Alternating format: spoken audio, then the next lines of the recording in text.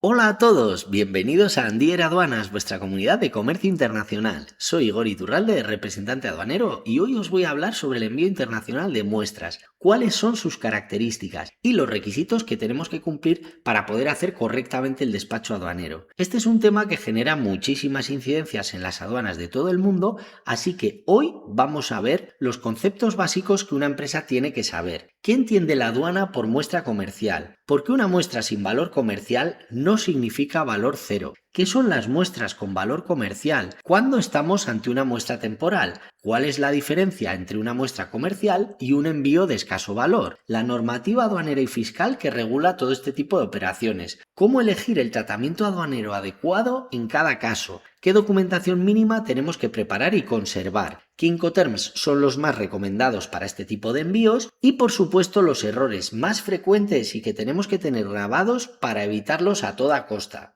¡Comenzamos! Antes de entrar en normativa, declaraciones aduaneras, franquicias o exenciones, hay una idea que quiero que os llevéis muy clara desde el principio, porque probablemente sea la más importante de todo el vídeo, y es que la clave no es llamar muestra a una mercancía, sino que la clave es poder demostrar documentalmente que realmente es una muestra. Muchas empresas creen que basta con poner en la factura Commercial Sample o Sample Non-Commercial Value, pero la realidad es muy distinta porque la aduana no se limita a leer una factura, sino que va a analizar toda la operación. En concreto, qué mercancía se está enviando, cuánta cantidad se está enviando, cuál es el valor declarado, la finalidad del envío, la documentación aportada y analiza si todo esto es coherente entre sí. Por tanto, para que una operación tenga credibilidad ante la aduana, tenemos que poder demostrar básicamente 5 cosas. La primera es que la mercancía no se envía para una venta directa, después que la finalidad del envío es técnica, promocional, comercial de evaluación o de ensayo y validación. En tercer lugar, que el valor declarado es razonable y se puede justificar. En cuarto lugar, que la cantidad enviada es coherente con la finalidad alegada. Y por último, que se cumplen todos los requisitos aduaneros, fiscales y sectoriales que sean aplicables. Porque algo muy importante a lo que muchas empresas no dan valor es que una muestra sigue siendo una mercancía y por tanto sigue estando sometida a todas las normas que afecten a esa mercancía. Más adelante vamos a ver ejemplos de esto. Ahora subimos un escalón para ver qué entiende la aduana por una muestra comercial. Una muestra comercial básicamente es una mercancía que se envía para permitir que otra empresa pueda evaluar un producto antes de realizar una compra futura o, por ejemplo, antes de tomar una decisión comercial o técnica. Es decir, una muestra comercial es una mercancía que se envía para presentar un producto y sus características o enseñar y evaluar las calidades o permitir una validación técnica, por ejemplo, también obtener homologaciones para poder hacer pruebas de compatibilidad, hacer ensayos, poder participar en ferias o demostraciones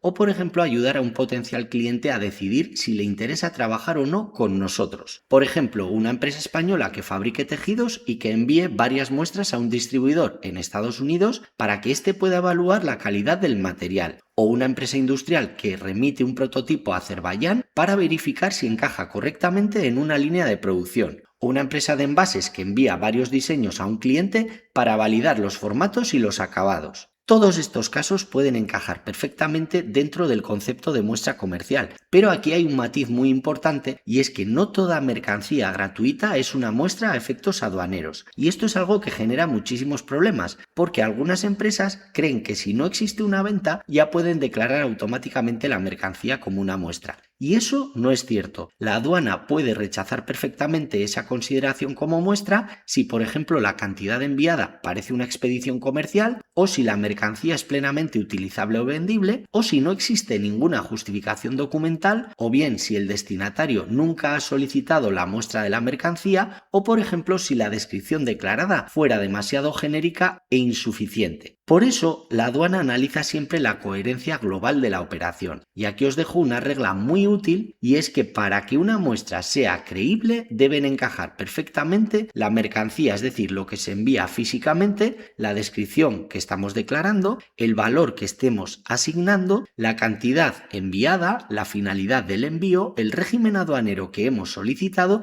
y la documentación que estemos aportando. Así que una muestra se tiene que declarar por lo que podemos demostrar jurídicamente que es y no por lo que comercialmente nos interesa que parezca. Además, en algunos casos, en función del producto, Habrá que poner a las muestras marcas que las hagan inutilizables, por ejemplo, retales cortados o piezas perforadas o prendas marcadas, envases vacíos o prototipos que no sean comercializables. Y todo esto ayuda a demostrar que la finalidad no es comercializar la mercancía, sino evaluarla, y se demuestra adjuntando fotografías dentro del expediente. Ahora nos vamos con uno de los puntos que generan más controversia, y es que una muestra sin valor comercial no significa valor cero. Hay muchas empresas que piensan que como es una muestra gratuita y no se va a vender, entonces vale cero. Pero en realidad, desde el punto de vista aduanero, una muestra puede ser sin valor comercial porque no se vende, pero tiene que tener un valor aduanero o estadístico o de reposición. La aduana necesita saber cuál es el valor real de aquello que está cruzando la frontera y necesita tener una referencia económica para fines estadísticos o fines de control, y cuando corresponda, fines tributarios. Por eso declarar una muestra con un valor cero suele ser una mala práctica, y lo correcto aquí es declarar un valor razonable y justificable. Por ejemplo, el coste de producción o el valor de reposición, o por ejemplo el valor habitual que tengan las mercancías similares, y acompañarlo de expresiones como commercial sample,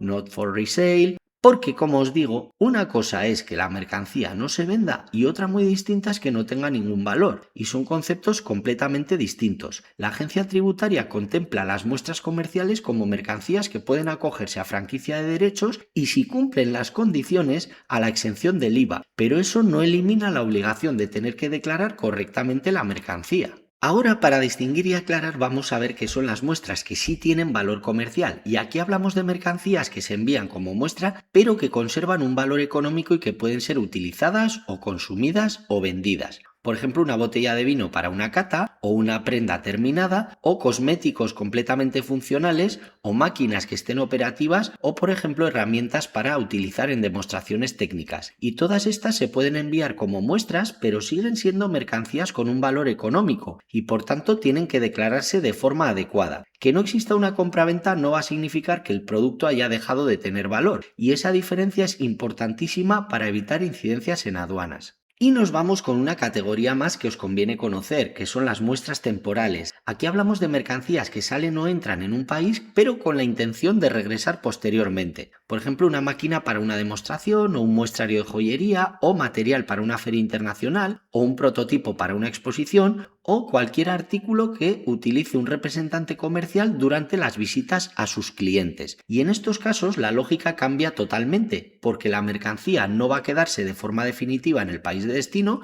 sino que va a regresar. Y precisamente por eso puede haber soluciones aduaneras mucho más interesantes, como la exportación temporal o la importación temporal, o incluso el uso del cuaderno ATA. Y estas soluciones nos facilitan enormemente la circulación internacional de muestras, cuando sabemos previamente que va a haber un retorno. Eso sí, hay que utilizarlas bien y cumplir todos los requisitos que nos exige la normativa aduanera. Y precisamente de todo eso vamos a hablar en otros apartados del vídeo. Ahora os voy a contar cuál es la diferencia entre una muestra comercial y un envío de escaso valor, porque muchas empresas creen que son exactamente lo mismo, pero la realidad es que no tiene nada que ver una con otra, y de hecho es perfectamente posible que una mercancía sea una muestra comercial y que no sea un envío de escaso valor, y también puede ocurrir justo lo contrario, que una mercancía tenga un valor, por ejemplo, inferior a 150 euros y no sea una muestra comercial. Por eso quiero que entendáis muy bien este apartado para evitar errores en la gestión aduanera. Primero vamos con un envío de escaso valor, y cuando hablamos de esto estamos hablando de una mercancía cuyo valor intrínseco no supere los 150 euros. Y aquí quiero hacer un inciso muy importante. Cuando la normativa habla de valor intrínseco no está hablando del valor en aduana, tampoco está hablando del importe total que aparece en la factura, incluyendo transporte o seguro. El valor intrínseco es el valor propio de la mercancía, es decir, excluye conceptos como el transporte, el seguro o cualquier otro gasto accesorio. Y esto es importante porque muchas empresas realizan mal este cálculo. Ahora bien, que una mercancía tenga un valor inferior a 150 euros no significa automáticamente que sea una muestra. Simplemente significa que puede encajar dentro del régimen de envíos de escaso valor, y en estos casos suele utilizarse la declaración simplificada H7. Y tradicionalmente esto ha permitido beneficiarse de una franquicia de derechos de importación siempre que se cumplan los requisitos establecidos en la normativa. Pero, sin embargo, Es muy importante saber que este panorama está cambiando y que a partir de agosto de 2026 va a desaparecer la actual franquicia general para estos envíos y se establece un sistema transitorio mediante el cual se van a abonar 3 euros por cada línea arancelaria incluida en el envío. Por tanto, estamos ante un régimen que está experimentando cambios importantes y que conviene seguir muy de cerca. Y respecto al IVA, la regla general es que se sigue tributando a la importación, salvo que concurra algún supuesto específico de exención. Y aquí es donde muchas empresas se llevan sorpresas porque piensan que como vale menos de 150 euros, no pagaré nada. Pero eso no siempre es así. Ahora nos vamos a la otra cara de la moneda, la muestra comercial, y aquí ya no estamos hablando de cuál es el valor, sino que estamos hablando de la finalidad del envío, y esa diferencia es absolutamente fundamental. Una muestra comercial, como os he dicho, es una mercancía que se envíe para presentar productos, hacer demostraciones, hacer pruebas, homologaciones, evaluar calidades o facilitar futuros pedidos. Es decir, aquí el tema clave no es cuánto vale, sino que el tema clave es para qué se envía. Y precisamente por eso una muestra comercial puede tener un valor muy superior a 150 euros y seguir siendo una muestra comercial. Imaginaros, por ejemplo, un prototipo industrial valorado en 8.000 euros o una pieza aeronáutica valorada en 800 euros o una máquina de demostración valorada en varios miles de euros. Y todas ellas pueden ser perfectamente muestras comerciales si cumplen con los requisitos adecuados. Y por eso es un error pensar que el límite de 150 euros va a definir lo que es una muestra. No lo define, lo que define la muestra es su finalidad. Bueno, y entonces, ¿por qué es tan importante esa diferencia? Pues porque la normativa prevé un tratamiento específico para muestras comerciales y cuando nos encontramos ante una muestra comercial sin valor estimable y se cumplen los requisitos que establece la normativa, podremos utilizar una declaración H1 y así solicitar la franquicia de derechos de importación y en determinados casos también la exención del IVA a la importación. Y aquí encontramos la diferencia más importante respecto al régimen de escaso valor, porque mientras que el envío de escaso valor se basa fundamentalmente en el valor económico de la mercancía, la muestra comercial se basa en la naturaleza y en la finalidad de la operación. O dicho de otra forma, uno mira cuánto vale y el otro mira para qué se envía. Nos vamos con la normativa que se aplica y aunque no voy a convertir esto en una clase de derecho aduanero porque no es el objetivo del vídeo, lo que sí quiero que sepáis es cuáles son las normas que sustentan todo este tipo de operaciones y sobre todo para qué sirve cada una de ellas, porque cuando entendemos bien la lógica de la normativa nos va a ser mucho más fácil poder aplicar correctamente los procedimientos aduaneros. Y empezamos con el Código Aduanero de la Unión, que como sabéis es la norma madre. Esta es la primera norma que tenemos que conocer, el Reglamento 952/2013, que si lleváis tiempo siguiendo el canal ya sabéis que prácticamente todo lo que ocurre en materia aduanera dentro de la Unión Europea nos acaba remitiendo de una u otra forma al CAU. Así que podríamos decir que es la norma que regula cuestiones tan importantes como la presentación de declaraciones aduaneras, la representación aduanera, los regímenes aduaneros, las decisiones aduaneras, las garantías, la deuda aduanera, importaciones, exportaciones o los controles realizados por las autoridades aduaneras. Así que, aunque el CAU no está dedicado exclusivamente a las muestras comerciales, sí que va a constituir el marco jurídico dentro del cual se gestionan este tipo de operaciones. Entonces, como el Código Aduanero por sí solo no nos dice absolutamente todo, existen dos reglamentos fundamentales que desarrollan y concretan muchas de sus disposiciones. Por un lado tenemos el Reglamento Delegado 2015-2446 y por otro lado tenemos el Reglamento de Ejecución 2015-2447. Si el CAU nos dice qué puede hacerse, estos reglamentos nos explican en gran parte cómo debe hacerse. Y aquí encontramos aspectos relacionados con las formalidades aduaneras, los datos que se deben declarar, cuál es el funcionamiento de determinados regímenes, los procedimientos de control, los documentos exigibles y muchas otras cuestiones operativas que afectan al día a día de las empresas y a los representantes aduaneros. Ahora llegamos a una de las normas más importantes para el tema que estamos tratando hoy, el Reglamento 1186/2009, que es el Reglamento de Franquicias Aduaneras. ¿Por qué es tan importante? Porque regula todo este tipo de franquicias, es decir, los supuestos en los que determinadas mercancías pueden beneficiarse de una exención de derechos de importación. Y dentro de este reglamento existe un artículo especialmente importante para todo el tema de muestras comerciales, y me estoy refiriendo al artículo 86. Este artículo va a contemplar la posibilidad de aplicar una franquicia de derechos, en este caso de importación, a determinadas muestras de mercancías que no tengan valor estimable y que únicamente sirvan para promover o gestionar pedidos de mercancías de la misma especie. La Unión Europea reconoce que determinadas muestras comerciales no tienen una finalidad de consumo ni de comercialización directa y por eso permite que puedan acogerse a un tratamiento específico si cumplen los requisitos que vienen aquí marcados. Pero como siempre, este beneficio no se va a aplicar automáticamente, sino que tenemos que poder justificar de forma adecuada que realmente estamos ante una muestra y que cumple todas las condiciones exigidas por la normativa. Y precisamente por eso estoy insistiendo tanto a lo largo del vídeo en la importancia de la documentación, la finalidad del envío y la coherencia de la operación. Después hay un apartado completo referido a la documentación. Y por último nos vamos con otra norma muy importante, que es la Directiva 2009/132/CE, y esta regula los supuestos de exención del IVA a la importación. Y entre ellos encontramos algunos que están relacionados con las muestras comerciales. Esto significa que, según algunas circunstancias y siempre que se cumplan esos requisitos que estoy comentando, una muestra comercial se va a poder beneficiar no solamente de una franquicia de derechos de importación, sino también de la exención del IVA. Y esto es algo que muchas empresas desconocen porque habitualmente se presta mucha atención al arancel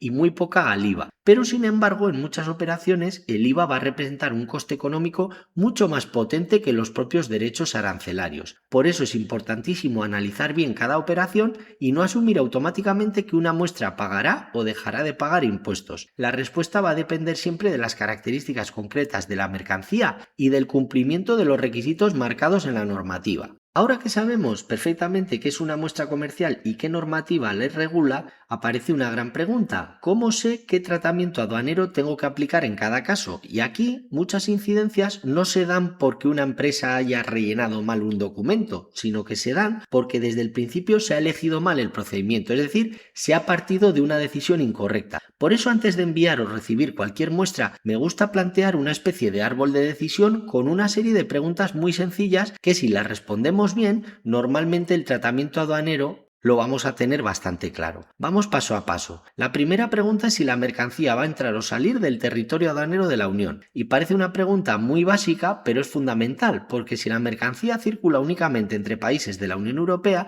en principio no estaremos ante una importación o exportación desde el punto de vista aduanero. No va a existir un despacho aduanero. Ahora bien, esto no significa que desaparezcan todas las obligaciones. Dependiendo del producto, pueden seguir existiendo obligaciones fiscales, estadísticas, sanitarias, técnicas o normativa sectorial específica. Por tanto, el primer filtro siempre debe ser identificar si la mercancía va a cruzar o no la frontera aduanera de la Unión Europea. La segunda pregunta va a ser si la muestra se queda definitivamente en destino o si va a regresar. Y esta pregunta es totalmente clave porque determina buena parte de la estrategia aduanera. Es decir, si la mercancía va a quedarse definitivamente en destino, normalmente estaremos ante una exportación definitiva o una importación definitiva. Pero sin embargo, si la mercancía va a regresar posteriormente, el escenario cambia por completo y aquí pueden empezar a aparecer herramientas muy interesantes como la exportación temporal, la importación temporal, el cuaderno ATA, etc. Por ejemplo, una máquina que enviamos para una demostración o un muestrario de joyería para una feria o un prototipo para una exposición internacional. En todos esos casos debemos preguntarnos si la mercancía va a volver, porque si vuelve probablemente exista una alternativa más eficiente que una importación o exportación definitiva.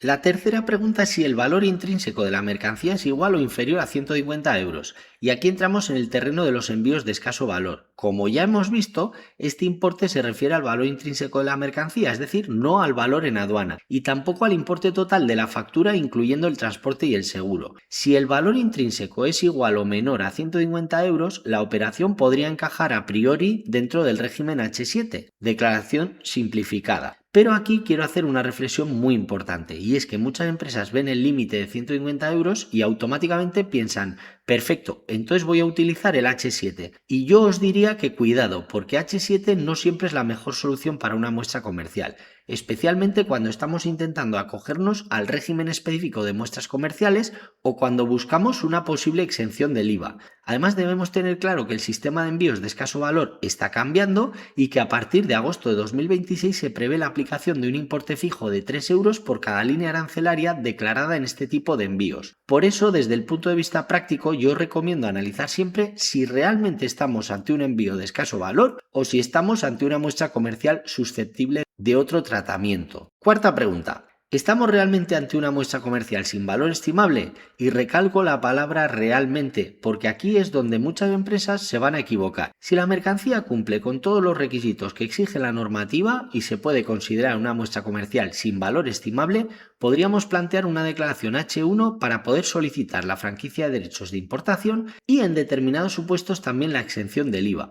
Y para ello no basta con decir que es una muestra, sino que debemos poder demostrarlo. Y aquí cobran especial importancia todos los elementos que hemos comentado: la finalidad del envío, la cantidad, la documentación, el valor, la presentación física de la mercancía y la coherencia global de toda la operación. Quinta pregunta: si la mercancía está sometida a controles específicos. Y este punto es enormemente importante porque muchas empresas creen que una vez elegido el régimen aduanero ya está todo hecho. Y en verdad, esto no es así. Hay mercancías que además del tratamiento aduanero están sometidas a controles específicos. Por ejemplo, los productos alimentarios o los de origen animal, vegetales, cosméticos, productos farmacéuticos, sanitarios, químicos, mercancías que puedan estar sujetas a normativa CITES o productos de doble uso o bienes culturales. Y aquí quiero insistir en una idea que considero fundamental. La condición de muestra nunca va a eliminar los requisitos que tenga el producto. Esos controles van a seguir existiendo y siendo necesarios aunque se trate de una muestra. La sexta y última pregunta es: ¿quién va a asumir el despacho de importación? Y esto es una pregunta que puede determinar el éxito o el fracaso de nuestro envío. Tenemos que saber quién va a asumir el despacho aduanero, los posibles impuestos, las inspecciones, los gastos de almacenaje o cualquier otra incidencia que pueda surgir en destino. Y aquí entran en juego los Incoterms. Luego vamos a ver cuáles os recomiendo, pero aunque hay más de uno aconsejable, para envíos de muestras es muy habitual trabajar con DAP, porque permite que el vendedor controle el transporte internacional mientras que el comprador asume la importación. Sin embargo, algunas empresas utilizan el DDP pensando que así van a facilitar las cosas a su cliente y en algunas situaciones puede funcionar, pero también puede generar importantes complicaciones si el exportador no tuviera la capacidad para actuar como importador en el país de destino, por lo que tenemos que intentar evitar los despachos aduaneros cruzados y procurar que el vendedor despache de exportación en su país y que el cliente despache de importación en el suyo. Por eso recomiendo analizar siempre muy bien cuáles son las implicaciones del Incoterm antes de realizar el envío. Llegamos ahora a uno de los apartados que sinceramente creo que es de los más importantes de todo el vídeo, porque la mayoría de incidencias aduaneras que están relacionadas con las muestras no se dan porque la mercancía sea incorrecta, sino que se dan porque la documentación es insuficiente o porque la documentación no está consiguiendo demostrar lo que la empresa está intentando justificar. Y eso es algo que tenemos que entender muy bien. Cuando una aduana analice una muestra comercial, no puede leer nuestra mente, no puede saber cuál es nuestra intención, no sabe si estamos realizando una prueba técnica, no sabe si estamos homologando un producto. La única manera que tiene de entender bien la operación es a través de la documentación, y por eso me gusta decir que en una operación de muestras la documentación es la que cuenta la historia de para qué sirve la mercancía, y cuanto mejor contada esté esa historia, menos problemas vamos a tener.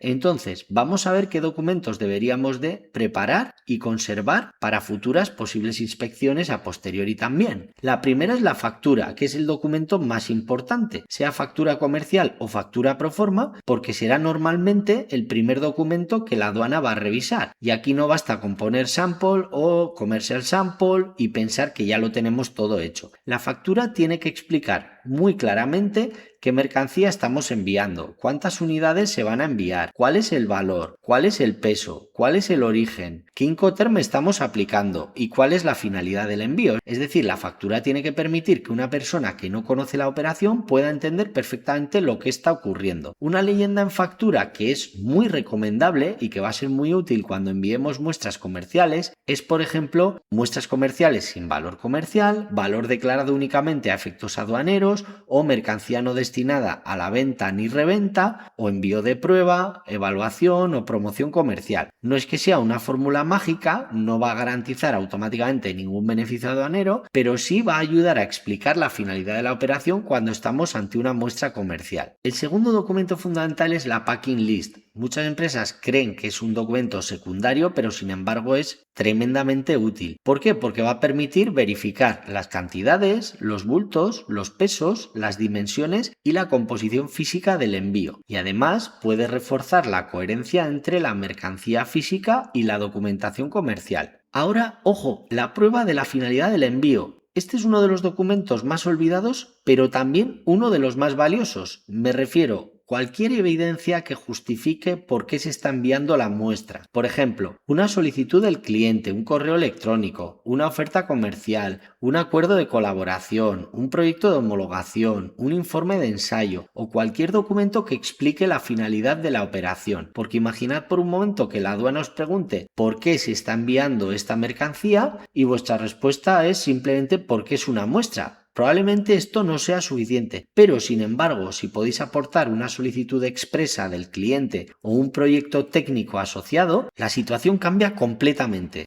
Otro documento muy recomendable es la ficha técnica, especialmente cuando estamos hablando de productos industriales o componentes electrónicos, maquinaria, productos químicos, productos sanitarios o mercancías que tengan cierta complejidad técnica. Aquí la ficha técnica va a ayudar a identificar bien cuál es la mercancía y puede resultar muy útil tanto para clasificación arancelaria como para justificar la finalidad de la operación. Os he metido aquí también clasificación arancelaria. Y aunque esto no es que sea un documento independiente, la empresa tendría que tener perfectamente identificado el código TARIC de la mercancía. Y esto no es formalismo administrativo, sino que del código TARIC luego van a depender los aranceles, los impuestos, las medidas comerciales, los controles, las licencias, las autorizaciones y toda la documentación exigible. Por lo tanto, la clasificación tiene que ser correcta para no arrastrar errores en toda la operación. Y por eso le he hecho mención especial dentro de la documentación, aunque no sea un documento como tal. Ahora, declaración de 90 y uso como muestra. Cuando lo creamos conveniente es muy recomendable incorporar una declaración expresa indicando que la mercancía se envía como muestra. Y aquí podemos incluir también las fórmulas como not for resale, commercial sample,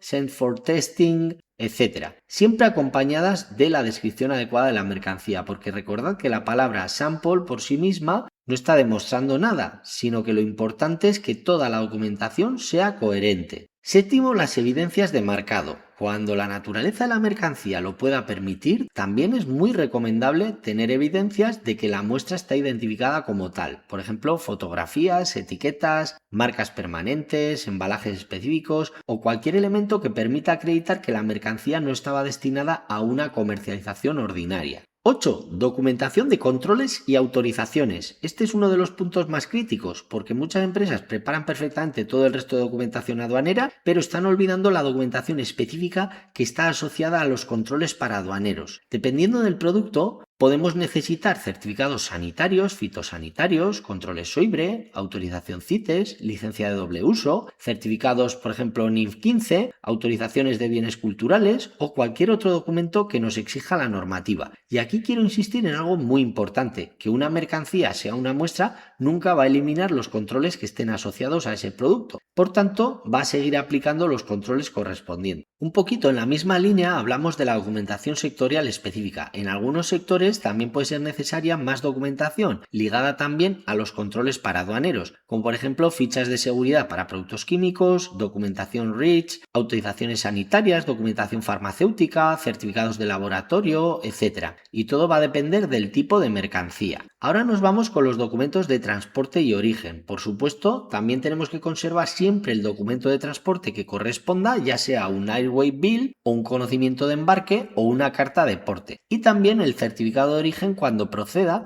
y toda la documentación relacionada con el despacho aduanero. Así que ahora vamos con el justificante de despacho y el MRN o número de referencia. Una vez realizada la importación, tenemos que conservar siempre justificante de despacho, el H1 declaración correspondiente y el MRN o número de referencia de la operación, porque estos documentos van a ser la prueba de que la importación se ha realizado correctamente y pueden ser imprescindibles si hubiera futuras comprobaciones. Por último, el cuaderno ATA. Si la operación se ha realizado mediante importación temporal o utilizando un cuaderno ATA, también tenemos que conservar toda esta documentación asociada, especialmente la que permita demostrar la entrada, la utilización autorizada y la posterior reexportación de la mercancía, porque recordad que la correcta ultimación de estos regímenes es tan importante como su apertura. Y ahora entramos en la pregunta del millón. ¿Qué Incoterm tengo que utilizar? Y aunque pueda parecer un tema simplemente logístico, la elección del Incoterm nos va a marcar quién va a pagar los impuestos, quién va a hacer el despacho aduanero, quién asume los costes de una inspección o incluso quién soporta los gastos si algo saliera mal durante el transporte. Por eso, cuando hablamos de muestras internacionales, elegir bien el Incoterm es tan importante como preparar bien la factura, clasificar correctamente la mercancía, etc. Porque al final el Incoterm no solamente va a organizar el transporte, sino que también va a distribuir las responsabilidades entre el vendedor y el comprador. Y aquí es donde empiezan muchas de las incidencias. Clientes que piensan que ya tienen todo incluido, muestras retenidas porque nadie quiere asumir según qué costes, o mercancías devueltas porque el destinatario no esperaba tener que realizar una importación. Por eso, antes de elegir un Incoterm, hay que hacerse varias preguntas. Primera, ¿quién va a hacer el despacho de importación? Segunda, ¿quién va a pagar los posibles aranceles e impuestos si los hubiera? Tercera, ¿quién va a asumir los costes derivados de una inspección? Cuarta, ¿quién va a responder si la mercancía se queda retenida? Quinta, si el destinatario tiene o no experiencia en comercio internacional. Sexta, si la muestra tiene un valor elevado o bajo. Y séptima, si va a permanecer definitivamente en destino o va a regresar posteriormente. Y todas estas preguntas nos van a ayudar a afinar muy bien a la hora de elegir el Incoterm adecuado. Dicho esto, vamos a ver cuáles son los Incoterms que más habitualmente nos encontramos en los envíos internacionales de muestras. El primero sería el CIP, Carriage and Insurance Paid To. Empezamos con este porque personalmente considero que es uno de los Incoterms más interesantes cuando trabajamos con muestras de cierto valor económico. ¿Por qué? Porque permite al exportador mantener una parte importante del control sobre la cadena logística y con CIP el vendedor entrega la mercancía al primer transportista respecto a los riesgos. Pero además organiza el transporte internacional, paga ese transporte, contrata un seguro de cobertura amplia y realiza el despacho de exportación en su propio país. Por otro lado, el comprador se va a encargar de la importación en destino, es decir, va a realizar el despacho aduanero en su propio país, va a pagar los posibles derechos arancelarios y otros si es que los hubiera, asumirá el IVA de importación y soportará los costes derivados de controles e inspecciones. ¿En qué situaciones funciona bastante bien este Incoterm? Por ejemplo, cuando se envían prototipos o cuando una muestra tiene un valor bastante elevado, cuando existe un riesgo de daños durante el transporte o cuando el destinatario esté acostumbrado a realizar ya importaciones. Otro Incoterm que nos puede encajar bien es el CIF, Cost Insurance Freight. Seguramente es uno de los Incoterms que más conoce la gente en el mundo del comercio internacional, pero también a veces es uno de los peor utilizados. Y aquí quiero recordar algo muy importante, y es que CIF solamente debe utilizarse en transporte marítimo o por vías navegables. O sea, no se tiene que utilizar para transporte aéreo, tampoco para mensajería urgente y tampoco para transporte terrestre. Cuando utilizamos CIF, el vendedor va a organizar el transporte marítimo, contratará un seguro y realizará también el despacho de exportación en su propio país, mientras que el cliente va a realizar la importación en su país de destino, va a pagar derechos e impuestos si los hubiera y asumirá los costes posteriores a la llegada de la mercancía. Este encaja muy bien, por ejemplo, en maquinaria o equipos industriales, mercancías pesadas o muestras que sean muy voluminosas y que viajen por barco. Y llegamos al otro Incoterm estrella, DAP, Delivery at Place. Si tuviera que elegir un Incoterm estándar para la mayoría de muestras comerciales, probablemente sería este, porque ofrece un equilibrio muy interesante entre la simplicidad operativa y el control logístico. Es decir, con DAP el vendedor va a organizar todo el transporte hasta el lugar de entrega acordado, va a asumir los costes logísticos hasta ese lugar y va a realizar el despacho de exportación en el país de origen, mientras que el cliente va a realizar simplemente la importación en su país de destino, va a pagar derechos e impuestos si hubiera y asumirá los costes derivados de los controles o inspecciones que pueda haber. Así que la ventaja es que aquí la mercancía se la entrega el vendedor prácticamente hasta la puerta del cliente. El cliente no tiene que preocuparse por contratar ni transporte internacional, ni seguros, etcétera. No asume riesgos en ese sentido, pero al mismo tiempo conserva el control sobre su propia importación. Es decir, estamos hablando ahora en este caso del cliente, que es quien despacha de importación en su país. Esto es súper interesante, por ejemplo, cuando trabajamos con distribuidores, importadores o empresas que ya tengan bastante experiencia operando internacionalmente. Por eso DAP es muy habitual cuando trabajamos con DHL, FedEx, UPS, TNT o cualquier otro operador de mensajería urgente. Y llegamos ahora a uno de mis apartados favoritos de todo el vídeo, porque me gusta avisaros de que la mayoría de las incidencias no se dan por un tema complicado de normativa, sino muchas veces por errores que, aunque aparentemente son pequeños, nos terminan causando pues retenciones o inspecciones de aduanas o requerimientos aduaneros o costes por encima de lo que habíamos previsto, retrasos en la entrega de la mercancía, etcétera, etcétera. Por eso quiero terminar la parte técnica del vídeo compartiendo los errores que más típicamente se dan en las operaciones de muestras internacionales. El primer error es declarar un valor cero. Sin ninguna duda es uno de los errores más frecuentes. La empresa piensa que como es una muestra y no la estoy vendiendo, tengo que poner un valor cero. Pero desde el punto de vista aduanero, una mercancía, aunque sea gratuita, no equivale a que sea una mercancía sin valor. La aduana necesita conocer cuál es el valor de aquello que, como os he dicho antes, está cruzando la frontera y por lo tanto una muestra puede ser gratuita, pero no debería declararse nunca con un valor cero, salvo situaciones muy excepcionales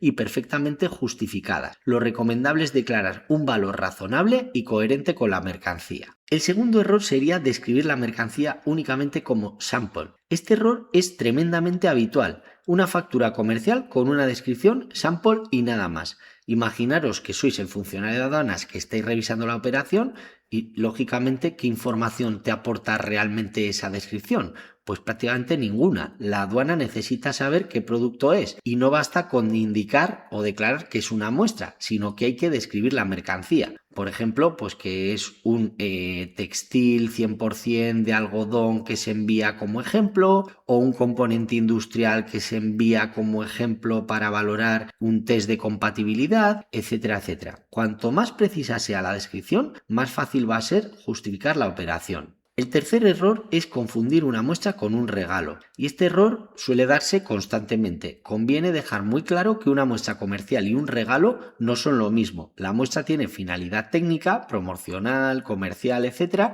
y el regalo tiene una finalidad distinta. Por tanto, no tenemos que utilizar ambos conceptos como si fueran equivalentes, porque la normativa aplicable es completamente distinta. Cuarto error, confundir muestra con envío de escaso valor, y este es uno de los errores más importantes. Muchas empresas piensan que como vale menos de 150 euros, entonces es una muestra, y eso no es así. Un envío de escaso valor se define principalmente por su valor económico, y una muestra comercial se define por su finalidad. Quinto error, utilizar la declaración simplificada H7 cuando realmente corresponde el H1. Es decir, muchas empresas utilizan automáticamente H7 porque la mercancía tiene un valor reducido, pero sin embargo, cuando realmente estamos ante una muestra comercial sin valor estimable, que cumple los requisitos que establece la normativa que ya os he comentado, puede ser y es muchísimo más adecuado utilizar el H1. Sexto error, enviar una cantidad de mercancía excesiva. Este es un error muy interesante porque muchas veces la documentación es correcta, la descripción es correcta, la finalidad también está bien explicada, pero la cantidad enviada pues genera dudas a la aduana. Por ejemplo, si enviamos 50 botellas de vino o 100 camisetas o 200 unidades de producto terminado, entonces la aduana se pregunta, oye, ¿esto realmente es una muestra o es una operación comercial? Por eso la cantidad tiene que ser coherente con la finalidad que estamos alegando. Error 7. No identificar ni inutilizar la muestra cuando sea necesario. En algunos sectores puede ser muy útil marcar físicamente la mercancía, como por ejemplo prendas que las hayamos etiquetado como muestra, o retales que vengan cortados, o piezas que estén perforadas, o envases que vayan vacíos, o prototipos que estén claramente identificados. Cuanto más evidente sea que la mercancía no se destine a la venta, más fácil va a ser defender su condición de muestra, y para todo esto, lógicamente, deberemos aportar fotografías. Octavo error, no acreditar la finalidad del envío. Bastante clásico que la empresa declare commercial sample, pero cuando la aduana pregunte para qué se envía, no se ve ninguna prueba, no se ve solicitud del cliente, no hay correo electrónico, no hay oferta comercial, no hay proyecto técnico, no hay documentación de respaldo, entonces la operación ya no tiene credibilidad. Así que la finalidad siempre tiene que poder demostrarse, no basta con afirmarla. El error número 9 es no comprobar bien si hay restricciones o prohibiciones, y muchas incidencias se dan porque la empresa se centra exclusivamente en la parte aduanera, pero se olvida de comprobar si el producto está sometido a algunas restricciones específicas. Y esto, como os he dicho, puede afectar a químicos, cosméticos, alimentos, productos sanitarios, vegetal, origen animal,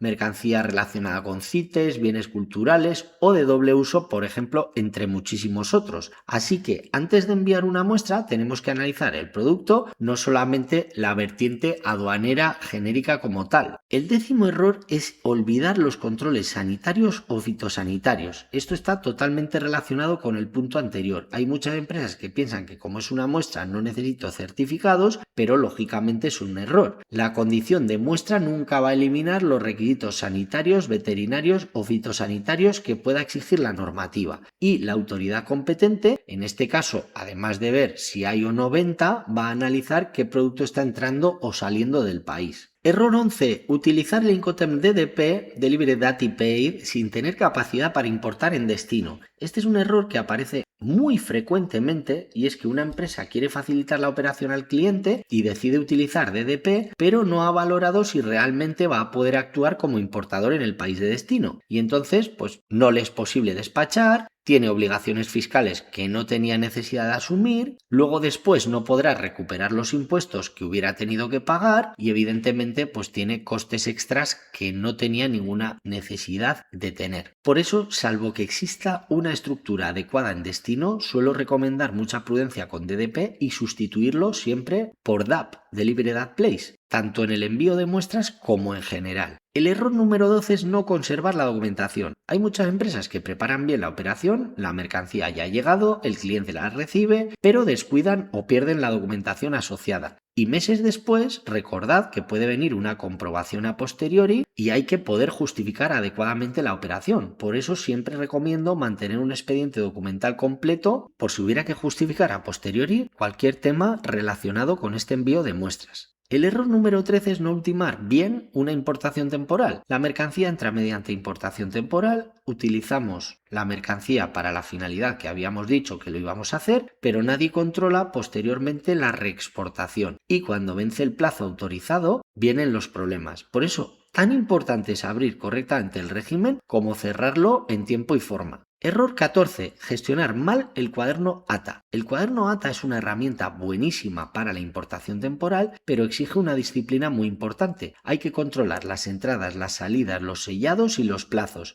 Y si alguno de esos elementos falla, podremos generar responsabilidades económicas. Y el error número 15, pensar que sin valor comercial significa sin impuestos. Y quiero terminar con uno de los mitos más extendidos. Muchísimas empresas creen que si una factura indica no commercial value, automáticamente desaparecen los impuestos. Pero eso es totalmente falso. Que una mercancía no tenga valor comercial para una venta no significa que automáticamente se quede exenta de impuestos, de IVA o de controles. Todo va a depender de la mercancía, de la finalidad, el régimen que estemos utilizando, la documentación que estemos aportando y del cumplimiento, lógicamente, de los requisitos que vengan en la normativa. Y ahora sí quiero terminar con una idea que resume prácticamente todo lo que hemos visto a lo largo de este vídeo. Lo que estoy enviando, lo que estoy declarando y la finalidad que estoy justificando tienen que ser coherentes.